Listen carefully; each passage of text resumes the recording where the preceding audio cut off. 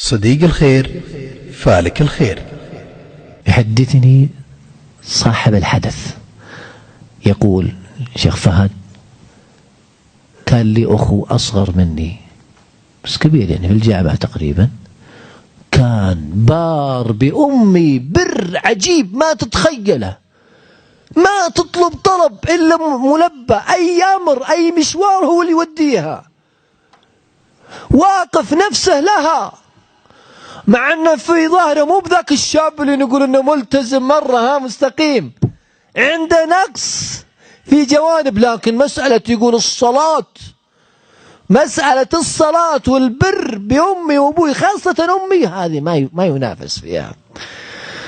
يقول: فكتب الله الحكيم العليم أن يحصل على أخي هذا حادث مع زميل له فيموت الاثنين.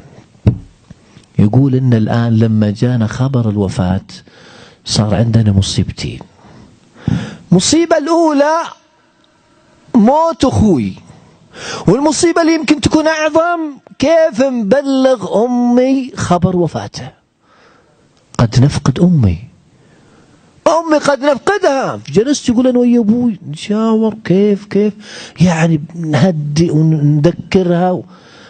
بلغوها فسقطت مغشيا عليها، عافاها الله. يقول: لكن سبحان الله كل ما دخلنا عليها البيت دمعتها على خدها.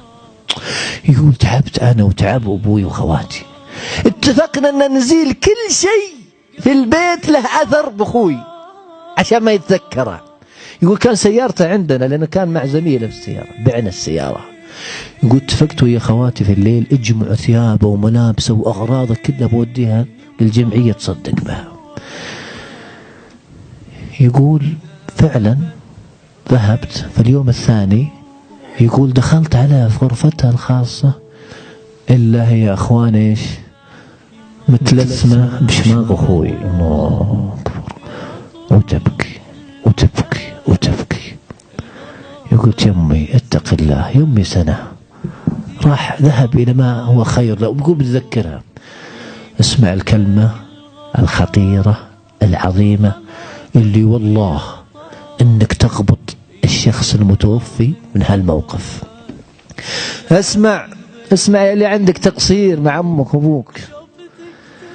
يقول: قالت امي: والله يا ولدي ما سجدت سجدة من سنة من وفاته إلا وأنا أدعي له قبري. الله أكبر. يا ولدي أنت. يقول: بدأت تتكلم عن أخوي كلام عظيم، يقول أشياء ما كنت أعرفها عنه.